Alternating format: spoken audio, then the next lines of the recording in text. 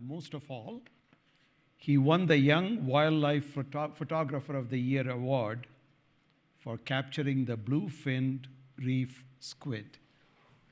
Cruz.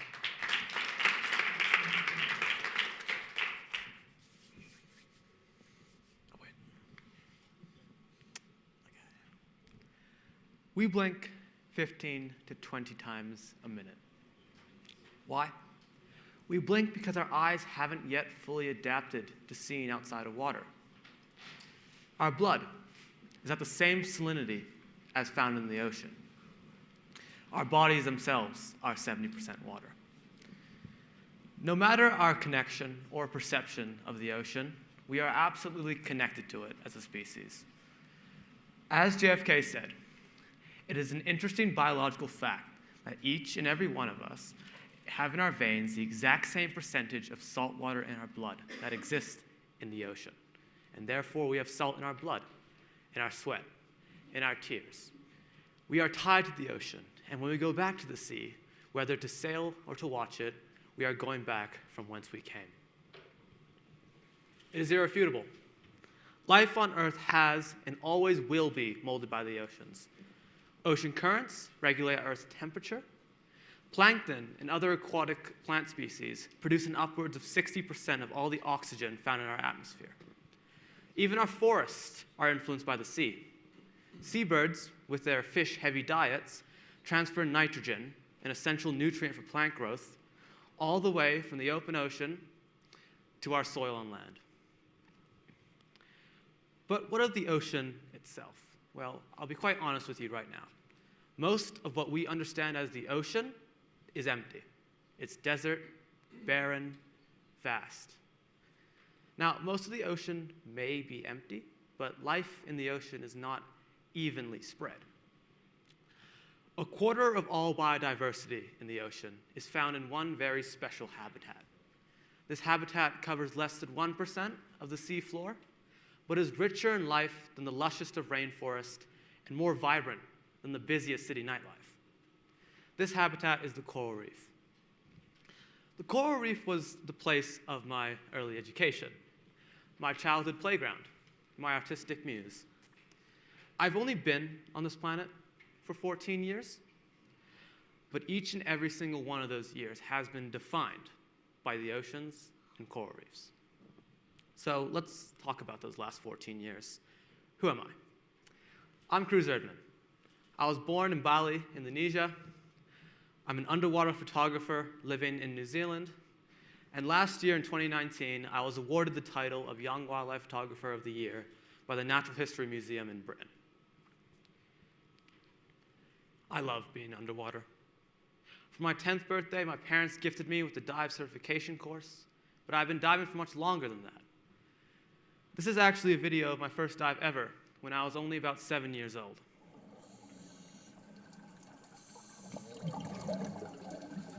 I've gone better since then. The feeling of being underwater to me is like what I would imagine the first men on the moon would have felt. An alien environment, inhospitable to human life. But the last time I checked, the moon didn't have signs of life. The moonwalkers didn't step out into a world of unimaginable color and detail. They didn't float above intricate ancient corals or weave between expansive forests of kelp.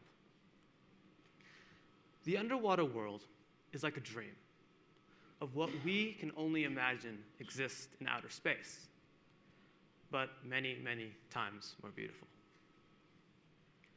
I could say that my interest in the ocean wasn't entirely by accident, as my parents' love of the sea was contagious, and I was immersed in it both literally and figuratively as early as I can remember. Nearly every toy, book, puzzle, and even my clothes were ocean-themed. My passion was fish, and my imagination was filled with all the unbelievable things I wanted to see for myself. My parents are both marine conservationists. My father is a marine biologist, working the better part of his life conserving the richest reefs on the planet in Raja Ampat, Indonesia. Sometimes I would sneakily skip a bit of school to go with my father on scientific dive trips, looking for new species of undiscovered coral reef fishes. They're fascinating to look at. They may seem very bland and insignificant at first sight, but upon closer inspection, and definitely with the help of a camera flash, they're actually quite incredible. To me, they had interesting personalities, darting in and out of their burrows. Some were vibrant and beautifully colored. Others were exquisite with impossible flourishes. And I decided that they can be the cutest faces in the ocean sometimes. For instance, this blenny emerges from its burrow to admire its reflection in the lens of the camera above him. And this male flasher-ass spreads his fins and turns on his nuptial colorations in a flash, hence the name flasher-ass, in an attempt to oppress a mate. Nature travel was always an important part of our family holidays. We always found a way to explore national parks around the world, mostly underwater. We dived in all types of habitats, from the sandy, barren moonscapes of the Lembeh Strait with its terrifying-looking inhabitants, to the kelp forests of New Zealand, to the sprawling coral reef cities of Raja Ampat. I've encountered some of the smallest creatures visible to the human eye, such as these gobies, to the largest fish in the ocean, the whale shark. Throughout all these trips and experiences, taking underwater photographs is not something I even considered. I was the field assistant, holding jars and syringes while my father caught and he photographed the new species of fish. That all changed when my dad decided to buy himself a flashy new camera. He asked me if I wanted to try my hand at photography, and I said yes, because why not? And after a very long lecture on how much money his gear is worth and how much I have to pay if I broke it, he said that I could use his old hand-me-down camera. I use the phrase old hand-me-down, but this thing's kind of far from a beginner's camera. It is currently the 21st of January. As of this date, I have been doing underwater photography for a little bit less than 2 years. The photo that won me the title of Young Wildlife Photographer of the Year, a blackwater shot of a big fin reef squid, was taken on my second dive trip shooting underwater images, just 4 months after I picked up a camera for the first time. I mostly do macro photography, taking a photo of the smallest creatures and fishes and bringing them to the screen hundreds, or in this case, thousands of times larger than life. This coral ghost goby is only about the size of half your pinky finger. To me, macro photography is like exploring a hidden world through much sharper eyes than my own. I've tried photographing the larger things in the ocean, but for now, little things are still definitely my favorite. Why? Well, these little fishes have been of interest to me since I first saw them in the light that I do. But as I've become older, I've become more able to understand that they are actually of quite great significance to the health of the oceans, and they became a subject of even greater interest to me. For instance, who doesn't love whales, dolphins, and seals? They're charismatic and social mammals who share many of our more human behaviors. While many of us often forget that fish are animals, feel pain, or let alone have an affinity for them. But recent studies have shown that these small, cryptic coral reef fishes make an upwards of 60% of all fish mass consumed on coral reefs. Without them, the coral reef ecosystem would crumble and starve. They are quite literally the rice of the reef, the staple base food keeping coral reef ecosystems going. And growing up in Indonesia, I've seen the effect of coral reefs on local communities. Some experience great fortune, others struggle. Why? Well, because these people rely on the ocean like it's the air they breathe. The ocean provides a constant source of food where the crops simply can't grow. They provide money and livelihood to regions with no other known natural resources. The health of coastal communities is directly linked to the health of their coral reefs.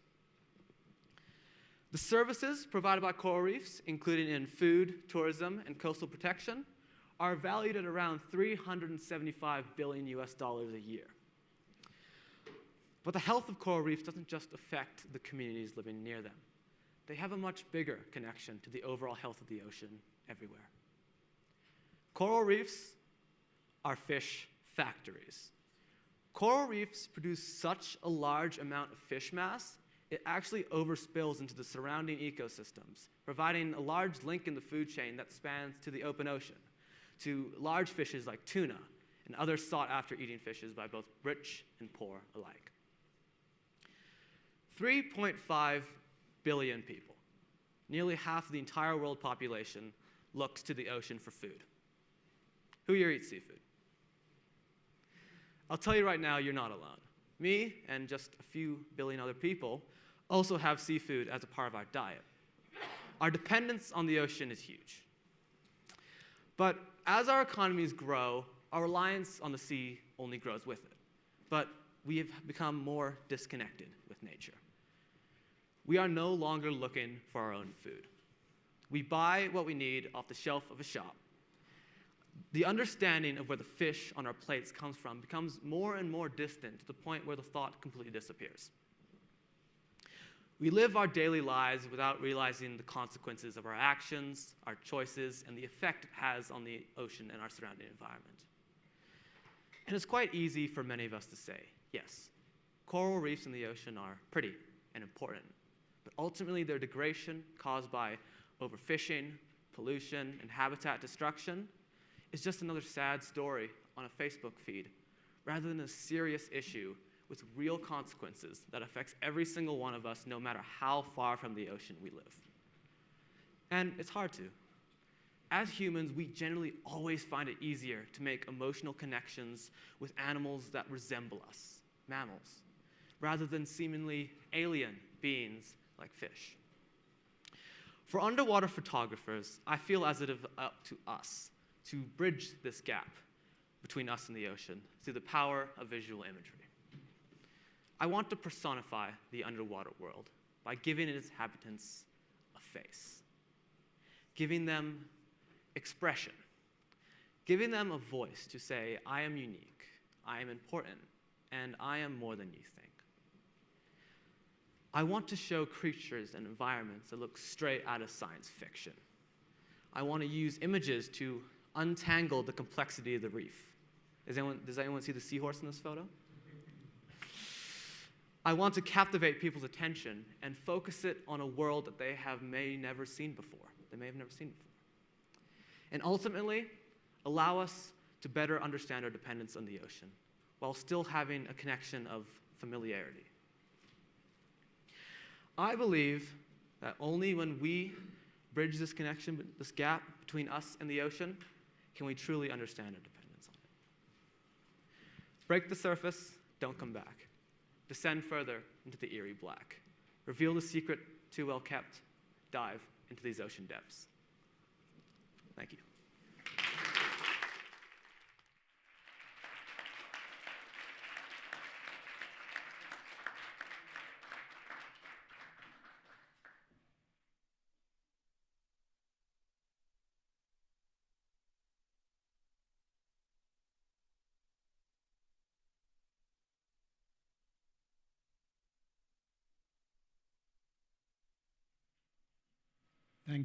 Thank you, Cruz. You've done all this in 14 years. We look forward to seeing what you will do in the next 100 years. It's my pleasure now to invite Dr. Sylvia Earle and also Cruz onto the stage.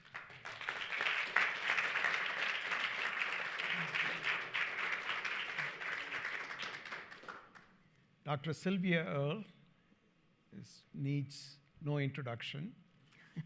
She's the creator of Mission Blue Foundation, the National Geographical Society. She's also an advisor on a council at my university, NTU in Singapore. Welcome, Sylvia. Let me start with you. What has been the most amazing thing you've seen underneath the ocean?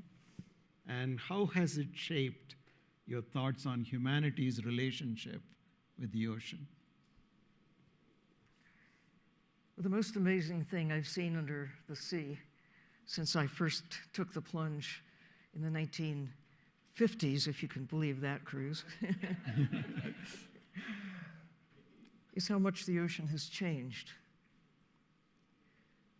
It's hard to imagine that since I first had a glimpse of what is beneath the surface of the ocean to the present time, that we have learned more about the ocean and about ourselves, about who we are, where we've come from, where we might be going, than during all preceding history. That seems like a big thought, but when you reflect on what we now know that could not be known before that first image of Earth from space, that was 51 years ago. Go back 500 years, geologically speaking, that's nothing. 500 years ago, the first circumnavigation of the world. 200 years ago, the first discovery by humans of Antarctica, you know?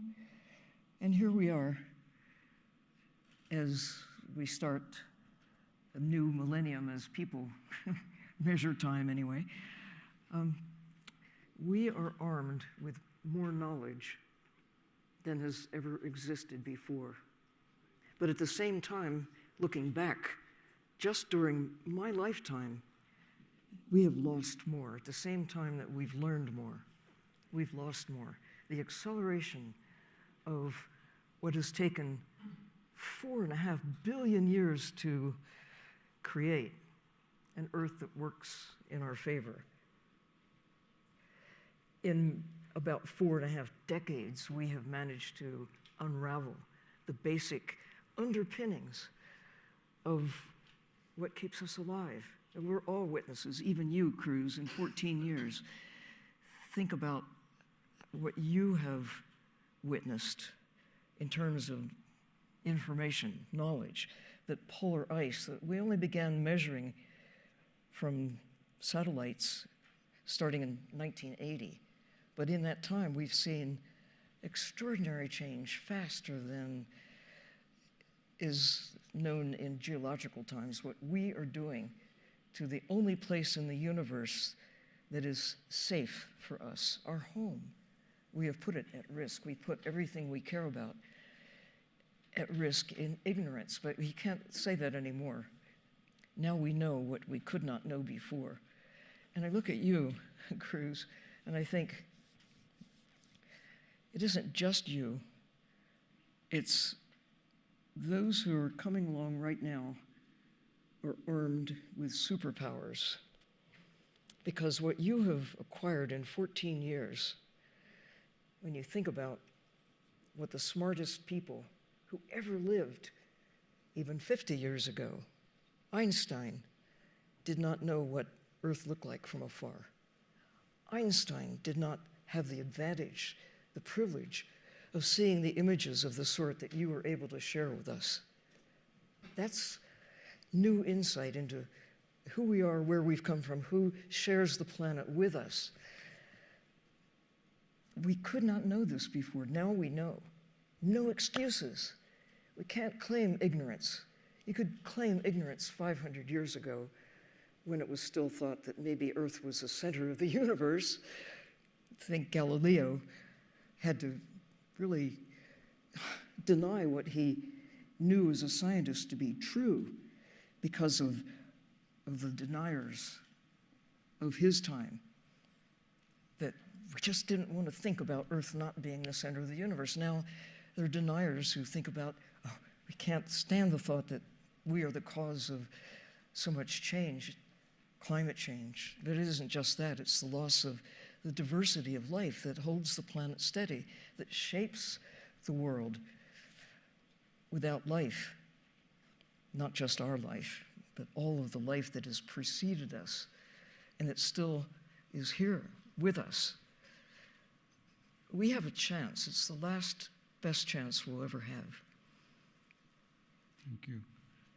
You know, you mentioned Antarctica. I was privileged to fly from Christchurch, New Zealand to McMurdo in Antarctica and then go right to the South Pole about 8 years ago, standing on the South Pole.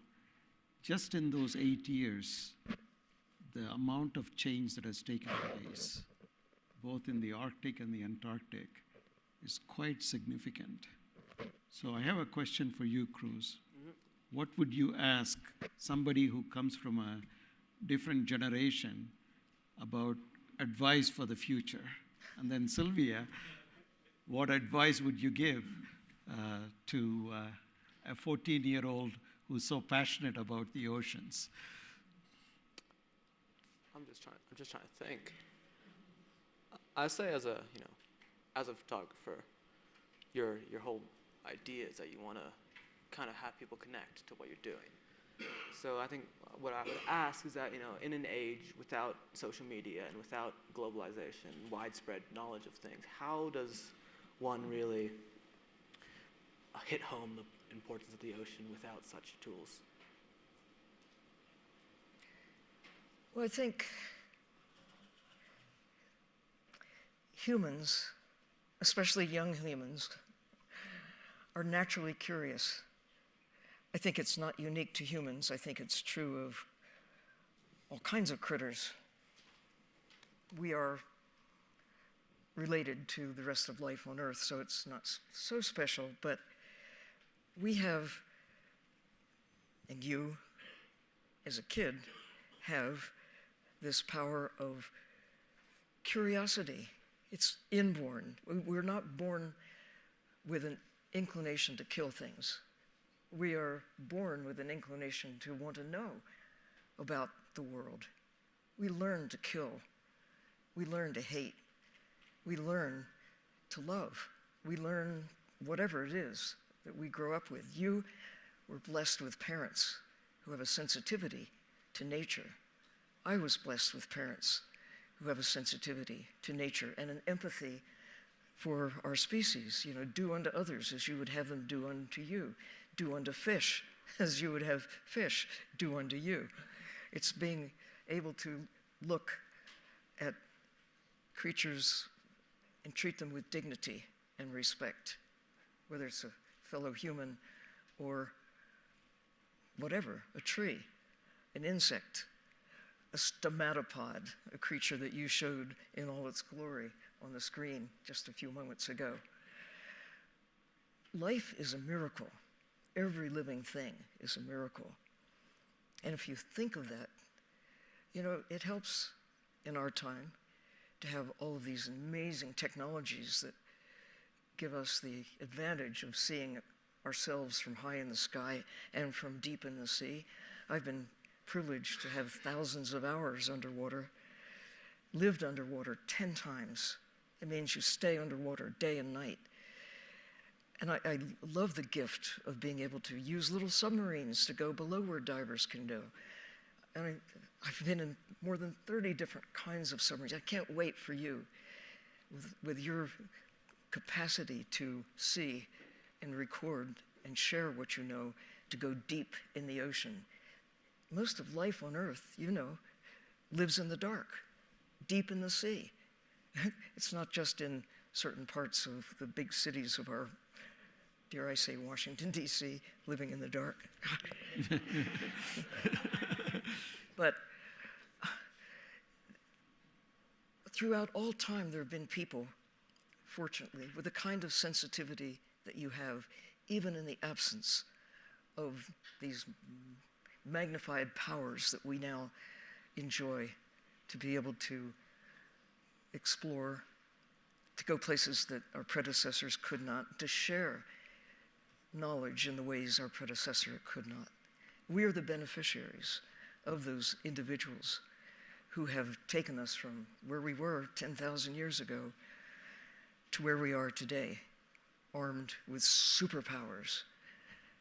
So one of the changes that I have seen in the last 40 years with respect to technology is going from slide rule and logarithmic tables.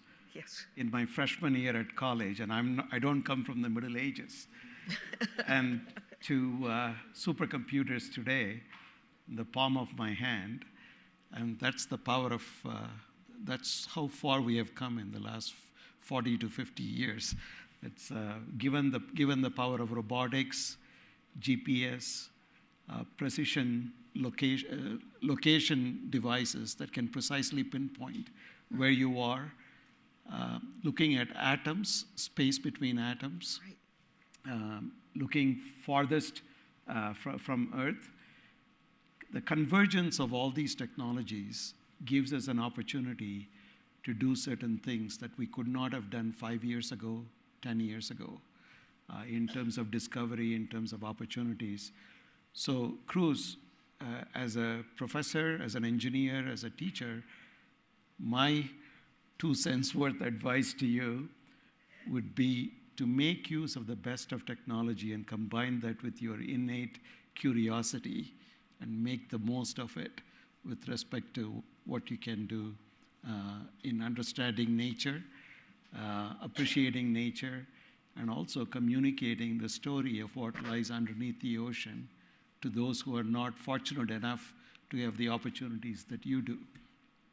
So maybe this is a good time for us to transition to a few questions for our audience. Please, could you please identify yourself and ask the question, please? Hi, my name is Judy O, and I'm a global shaper in the World Economic Forum. I've been such a big fan of you, Sylvia, so really great to hear your stories as well as this photographer as well. My question to you is, a lot of times I think there's human truths that we can learn from our nature that can be applied to our world. Outside the nature. For example, when we think about our communities and building resilient communities, I often look at the nature's ecosystem and how they work. Can you tell us a little bit about what we can learn from nature that we can apply to our business world? And what we should be how we should be working with nature to not just preserve it, but to learn from it? I'm grateful for what Cruz provided in his remarks about how important the ocean is. Every breath we take, every drop of water we drink, it doesn't matter where on the planet you live. If you've never seen the ocean or touched the ocean touches you all the time. We live on an ocean planet. What we now know that we could not know when I was a kid should cause us to treat the ocean for what it actually is. It's our life support system. No ocean, no life, no blue, no green, no us, no life on Earth. I know there are those who want to set up housekeeping on Mars and to go high in the sky elsewhere, and we should do everything we can to explore as far as we can, but we'll never do any of those wonderful things that we dream about doing if we fail to take care of Earth. We've gotten away with some terrible crimes against nature on land over the history of humankind. In ignorance, we did not know the value of living trees. We thought of trees as board feet of lumber, as something to be used or get them out of the way so we can plant something useful, like cows or corn or something else. But we are now at a point where for the first time we're able to truly respect the value of what has taken so long to develop and so quickly destroyed by us and puts us at peril. The ocean keeps us alive. Nature keeps us alive. So, all right, the ocean.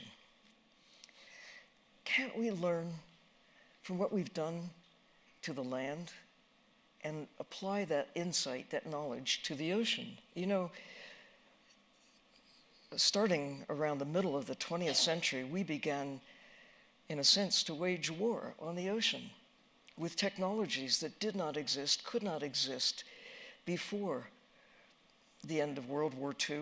Finding fish, the georeference, you know where in the ocean you are. You also know where the fish are now. You can go back to the same places again and again.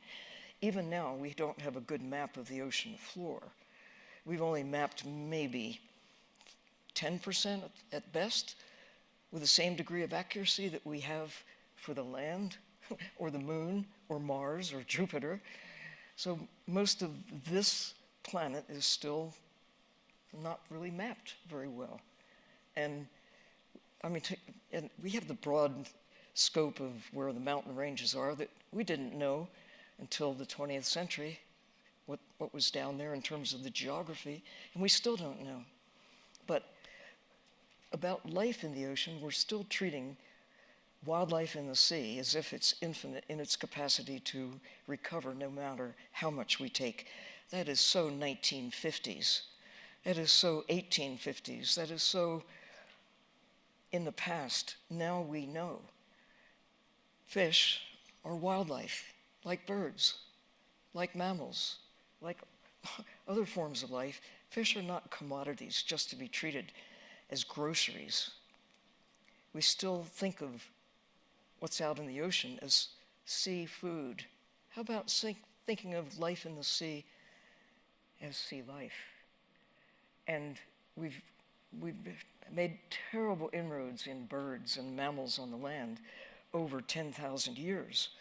But it's only taken us about 50 years to take these amazing populations of tunas, of swordfish, of cod, of whales. We destroyed more whales in the 20th century than during all preceding history of taking whales for food or oil or other products. Now we've stopped killing whales by and large. A few nations still take whales, but we've stopped thinking of them just as commodities. When are we going to start thinking about fish as something other than commodities? Most of the fish taken from the sea, they do get distributed into the food supply of a lot of people, but it's not food security or food necessity, it's food choice for most of those who take ocean wildlife on their plates. Not for all. Coastal communities, many island countries truly rely on ocean wildlife, bushmeat, if you will, for sustenance. But that's not true of those of us in this room, most of the people on the planet. It's a choice. When we look at the ocean life and connect it to the carbon cycle, the way we've connected trees to the carbon cycle, there will be a big breakthrough. It's happening. It'll happen here at this conference. Understanding basic things that could not be taught in school when I was a kid, but it's being taught to you about where does oxygen come from? Or where has it come from over the ages? Mostly ocean. That's where what we breathe has been generated by life in the sea over hundreds of millions of years, and it's still happening. And destroy the trees on the land and the other wild places, we suffer. Destroy the wild places in the ocean, we suffer. So I think there's plenty of reason for hope. Long answer to your short question, but if we respect the importance of nature, holding the planet steady, we've never had a better chance to do it because we now know what we could not know before. But it may be the last best chance we'll ever have, armed with knowledge. Thank you. Please. Wonderful cross-generational conversation. As a New Zealander, very proud of Cruz and what he's achieved with this photography. And thank you both for speaking so sensitively about the ocean environment and the need for respect of it. Just focusing it on global agendas for 1 minute, of course we have this year the rewriting of the global agenda around biodiversity, replacing the Aichi targets of the Convention on Biodiversity, which of course were not met at all, but there is a chance in the lead up now to the Conference of Parties in Kunming in China this year to be really pushing hard on good targets that countries will unite around for our oceans. So I just wanted to put that on the agenda for the conversation today. Thank you. Could I comment? Please. Biodiversity, even now, is largely focused on species. We need to enlarge our view of what biodiversity means. It doesn't mean you've got 2 whales of one species and then it's okay. Or a society in one part of the world of a population of, let's say, tuna. Okay, so it's okay, bluefin tuna. No, we now understand the social structure that is a kind of biodiversity writ large that really matters, even the culture, the language that animals have that we're just beginning to appreciate. You have a big thought that has come into focus in our time is how every single human being is different from every other one who's ever lived or ever will live. It's not just fingerprints, it's our DNA, and it's also our microbial colleagues that make us who we are. Okay, bigger thought.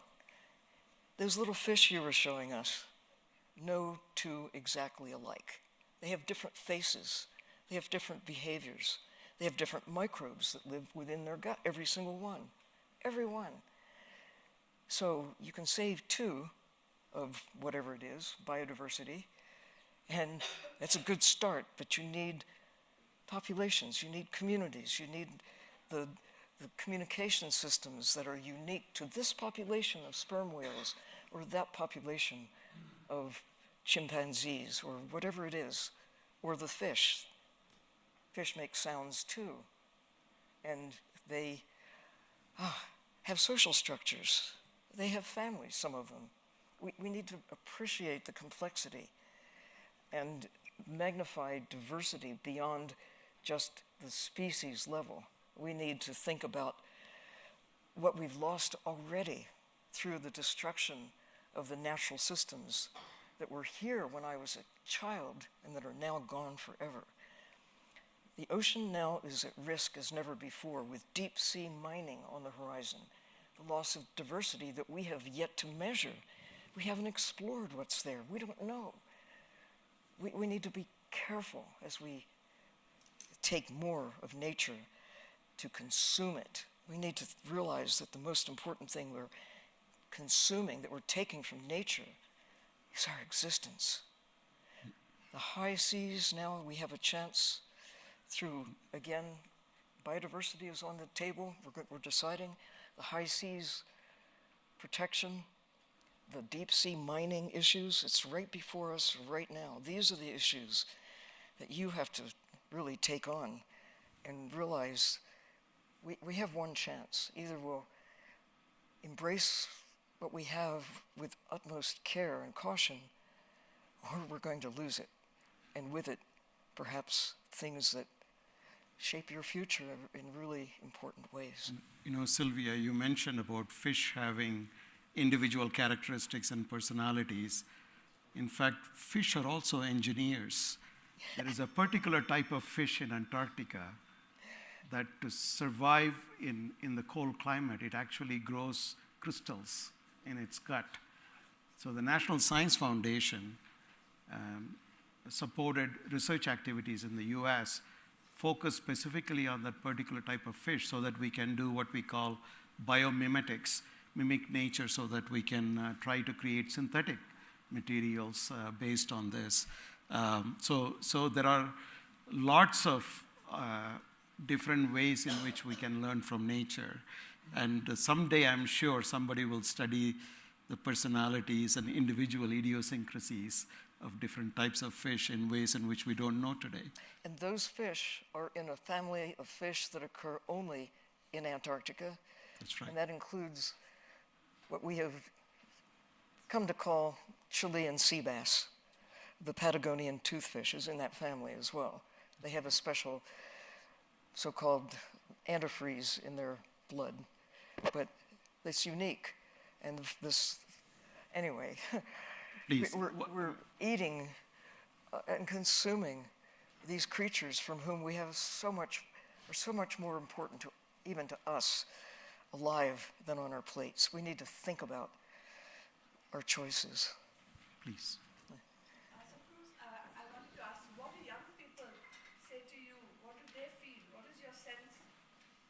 your sense of what young people are feeling? Because many young people you meet are interested in their careers, material success, etc., right? But are you able to influence people as young as you about what Sylvia is talking about? We're counting on you. No pressure, no pressure. No. So, could you just reiterate that? How do other young people react to you and your work? Do they change their minds? Do they look at the oceans in a different way? I think that I don't have much experience in that because I just started 3 months ago, but it's more of Friends? yeah, but Mostly fish. no. I would say that my photography is more like it's a curiosity thing. It's supposed to show that there is something a little bit more that we don't know, something a little bit more human, a bit more unique down there, and it's supposed to more make people fall in love with the ocean, draw them into being more curious. So you're only 4 years away from college. What do you plan to study? That's a hard question. It's a very hard You question. have plenty of time to figure that out. Please, one last question. I was just wondering whether you eat fish, and what do you recommend for people about seafood consumption? Because that's a very practical, that's a real choice we all have to make. Is this supposed for us and me and Sylvia? Yeah, maybe a brief so that we can have both of you answer. Why don't you go first? Okay, so I'll admit it. I do eat fish, but my opinion on it is that I choose to eat fish by hunting them, by selective spearfishing, and I think the real problem with consuming fish now is that firstly it's in mass production, and also we don't know, a lot of the time we don't actually know what we're eating. Like one very large problem in the commercial fishing industry is that there is no naming laws. For instance, Sylvia mentioned the Patagonian toothfish, also known as Chilean sea bass. Now, this fish it's a deep water, very slow growing, and I think it's endangered now, isn't it? Yeah. And it was regularly consumed because it was advertised as a sea bass, which is so far away from. And we notice that with even sharks are being mislabeled. So we don't really know, what we're eating, where it comes from, and kind of the effect it has. So I think with consuming fish, we need to be a bit more conscious of what it is and how that affects us. Because I think we're kind of taking it recklessly and obliviously. Sylvia, just a brief. Yeah. I used to say, I don't eat anyone that I know personally. But because I come from a family that omnivorous, but from a different time. As I have come to know what I know, I don't eat any wildlife. I don't eat any animals. I'm a plant eater. And I apologize to them too, because, but we don't photosynthesize. Humans, like other animals, have to eat something. So I choose to try to stay low on the food chain and to realize that plants are delicious. Even there, you have to think about what it is you're eating, where it has come from, grow what you can, eat locally when you can. I do understand that with people that you have known all your life in island communities in Indonesia and elsewhere, choices are limited, and dependence on ocean wildlife is part of their culture. But we have to think about where we are in time and what we're doing in terms of the carbon cycle and all the rest, and to realize that we are making a difference through what we choose to eat.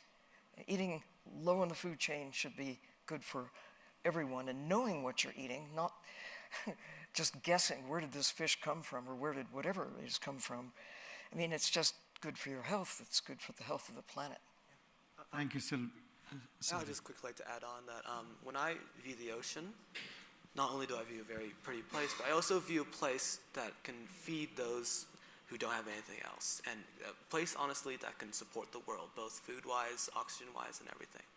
But I think with the ocean, a lot of our fishing industries are actually quite imbalanced, that the people that I feel rely on it the most aren't getting their are not getting their fair share, and actually a lot of our fishing industry is going into things like pet food and pellets for fish farms, which is a whole other issue in itself. I just think that we need to kind of use the ocean a bit more wisely, because I do believe that it can sustain. Constant consumption, but at a very conservative and wise rate and distribution. Well, I think our time is just about up, so let me thank our two speakers today. I'm a person who feels glass is half full, despite all the challenges we face, from plastics in the ocean to pollution and other forms of damage to the oceans and the environment. Here is my reason for optimism, two things. Just a little more than 108 years ago, Amundsen took a long ride from Norway to the South Pole, and he beat Scott by a few weeks. And I actually had the opportunity to trace, not the way he did, I flew in a US Air Force plane, but trace some of the steps. My first reason for optimism is the enormous progress that technology has given us to understand nature so that we don't destroy nature. The second reason for my optimism are people like Cruz, people like Sylvia who have done enormous work, but also people like Cruz, the future generation, who are so passionate about environment and oceans and trying to understand them. So with that optimistic note, I want to thank you for joining us this morning, and thank you both.